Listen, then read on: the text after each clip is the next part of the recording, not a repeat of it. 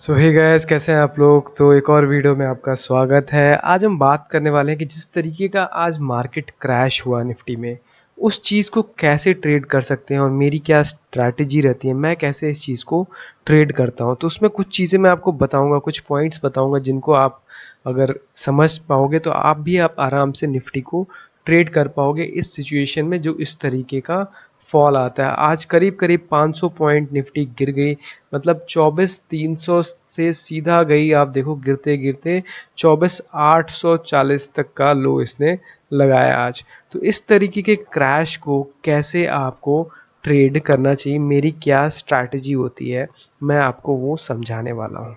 तो चलिए वीडियो को करते हैं स्टार्ट।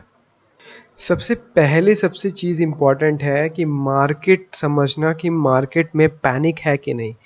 पैनिक मार्केट में तब आता है, यहाँ पर आप देख सकते हो इंडिया विक्स, ये इंडिया विक्स का चार्ट है। विक्स क्या होता है? वॉलेटिलिटी इंडेक्स है। बेसिकली ये दिखाता है कि मार्केट में फियर है कि नहीं। अगर मार्केट में फियर है तो इंडिया विक्स ऊपर जाएगा।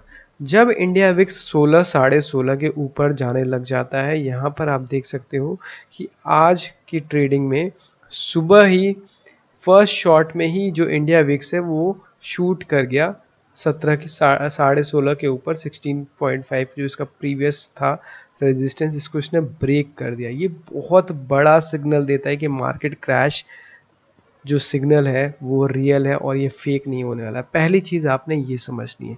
अब अगर ये पहली कंडीशन पूरी हो गई तो नेक्स्ट आपने क्या देखना है, फिर आपने खोलना है निफ्टी का इंट्राडे चार्ट। ये आपके सामने निफ्टी का इंट्राडे चार्ट है, 3 मिनट का मैं जनरली यूज़ करता हूँ, ये आपको दिख रहा होगा। इसमें आपको देखना है कि पिछला जो इसका सपोर्ट है वो कहाँ पर है। तो यहाँ पर आपको दो सपोर्ट दिखेंगे। एक दिखेगा 24,200 का, जो कि था लास्ट एक्सपायरी का, जो कि था थर्सडे का, मतलब जो मंथली एक्सपायरी एक्सपायर हुई उसके नीचे यहाँ पर हमने एक सपोर्ट लगा दिया कि उसके आसपास अगर मार्केट में फॉल आ रहा है, क्रैश आ रहा है, तो पहले तो उस क्रैश का हमें वेट करना है कि प्रीवियस डे का जो लो है, जहाँ से मार्केट क्लोज हुई थी, उसके आसपास मार्केट क्या बिहेवियर देती है। अगर तो इस जगह पर मार्केट आकर बाउंस होती है तो फिर इसके ब्रेक होने का वेट करना है, या फिर हमें देखना है कि सीधा अगर इसको ब्रेक डाउन कर देती है एक बड़े कैंडल के साथ। तो आप देख सकते हो हमारी एंट्री होती इस कैंडल पे, क्योंकि ये एक बड़ी कैंडल है जिसने इस पिछले लो को ब्रेक किया, और यहाँ पर हमारी होती है एंट्री। और जो स्टॉप लॉस होता है इस कैंडल के ऊपर हमारा स्टॉप लॉस होता है। देखो एज पर सेबी हम आपको लाइव तो दिखा नहीं सकते क्योंकि उसमें रिस्ट्रिक्शंस लगे हुए हैं, तो आफ्टर मार्केट ही हम आपको बता सकते हैं, जो सेबी का नया रूल है। तो आप भी इस चीज़ को बैक टेस्ट करके देख सकते हो। एक बार के लिए ये लो आपका ब्रेक हुआ, प्रीवियस डे लो। अब ज़रूरी क्या है यहाँ पे समझना कि प्रीवियस डे लो ब्रेक अगर हो रहा है और विक्स भी उसी टाइम पे बढ़ना चाहिए, जो इंडिया विक्स है, जो भी ये मैंने आपको दिखाया। सो ये है इंडिया विक्स का चार्ट, और इंडिया विक्स के चार्ट में आप देख सकते हो कि सुबह ही इसमें एक बड़ा ब्रेकडाउन आया है। ये आपको पॉइंट्स में दिख रहा होगा, लेकिन एक पॉइंट भी अगर बढ़ता है, मतलब 16 से 17 होने का मतलब होता है कि वो 3 से 4% बढ़ जाएगा। इस तरीके का इसमें मूव आता है। तो ये इम्पॉर्टेंट है, एक एक 16 से 17, 17 से 18 होना एक बहुत बड़ी बात होती है इंडिया विक्स के लिए। अगर ये कल 18 हो जाएगा तो और बड़ा क्रैश आएगा। तो ये बात आपने याद रखनी है। अब आपको समझना है कि निफ्टी में दो चीज़ें हैं। देखो हमने अगर यहाँ पर ब्रेक डाउन किया, आप कहोगे कि यहाँ पर आप बुक भी कर सकते हो, क्योंकि इसके बाद जो इसका अगला सपोर्ट था वो था 24,118, ये वाला लेवल। लेकिन होता क्या है कि मार्केट इसको भी क्रैश कर जाती है, तो यहाँ से आपकी फिर से री एंट्री हो सकती है। री एंट्री कैसे होती है वो भी मैं आपको बता देता हूँ। हमें क्या चाहिए कि सपोर्ट को ब्रेक करे बड़े कैंडल्स के साथ। तो हमने क्या करना है, इस कैंडल के एंड पे हमें एंट्री करनी है, और इस कैंडल का जो हाई है इसके ऊपर आपको स्टॉप लॉस रखना है। और आप देख सकते हो कितनी अच्छी इसमें मूवमेंट आई है। अब आप एक चीज़ देखना कि मार्केट वापस भी जब ऊपर आएगी तो उसी जोन में, उसी एरिया में आकर जो इसका प्रीवियस लेवल है वहीं से इसमें आपको ब्रेकडाउन भी देखने को मिलेगा। तो जब भी रीटेस्ट के लिए भी आती है तो आपने डायरेक्टली इसको शॉर्ट नहीं करना होता, आपको वेट करना होता है इस तरीके का बेयरिश कैंडल फॉर्म होने का। बेयरिश कैंडल इस तरीके का जब फॉर्म होगा तब आपको एंट्री करनी है और इसके ऊपर स्टॉप लॉस लगाना है। क्यों? क्योंकि मॉर्निंग का जो एरिया था जहाँ से सेल ऑफ आया था, ये वही जोन है जहाँ से वापस इसमें सेल ऑफ शुरू हुआ। तो थोड़ा सा यहाँ से प्रॉफिट बुकिंग हुई दिन के डे एंड के आसपास, क्योंकि वीकेंड था तो लोग ज़्यादातर पोजीशन कैरी नहीं करना चाहते थे।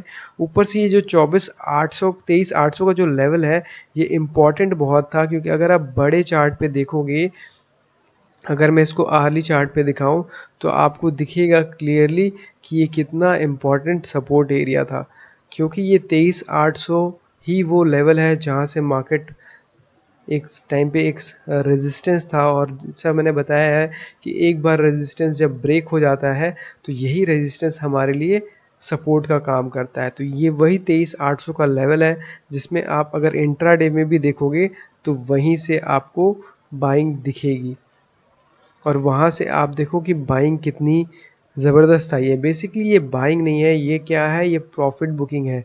जिन लोगों ने भी ऊपर शॉर्ट किया उन्होंने अपनी शॉर्ट्स को कवर किया, उससे मार्केट में एक बाउंस आया एंड वापस से फ्रेश शॉर्ट किया है, इसीलिए मार्केट डे लो के आसपास क्लोज हुआ है। अब हमें करना क्या है इसमें? अब अगर अब आगे का पूछे कि कल क्या करना है, तो दो चीज़ें हमें फिर से ऑब्जर्व करनी है कि एक तो विक्स बढ़ना चाहिए, विक्स नीचे नहीं गिरना चाहिए, मतलब लगातार नए हाई बना रहा हो विक्स, इस तरीके का उसमें चार्ट पैटर्न हो सुबह के टाइम।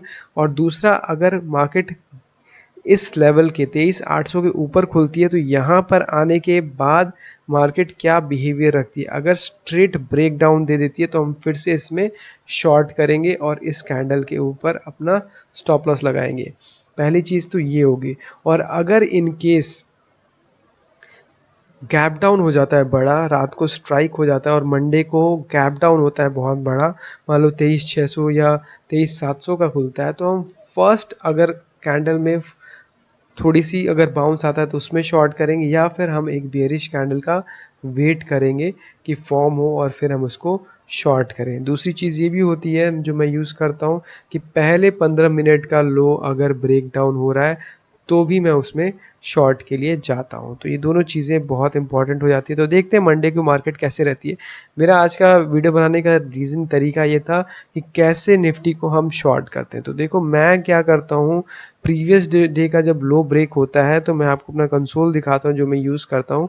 मैं एट द मनी का पुट खरीदता हूँ, उसको मैं आपको दिखाता हूँ। सो बेसिकली अभी आपके सामने दो स्क्रीन खुली हुई है, स्प्लिट स्क्रीन में है। तो ऊपर राइट साइड में आपको दिख रहा होगा निफ्टी का चार्ट, और ये है 24,200 का पुट। मतलब जब निफ्टी यहाँ पर ब्रेक डाउन कर रहा था तो 24,200 के आसपास था।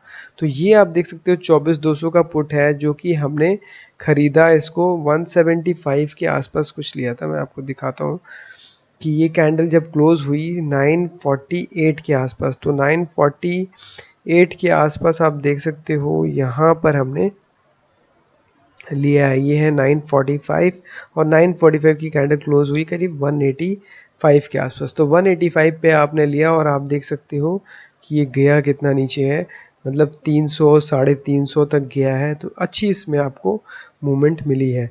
तो करता क्या हूँ मैं, जो अगर मैंने 185 पे लिया तो 20 पॉइंट्स का मैं ऊपर स्टॉप लॉस रखता हूँ।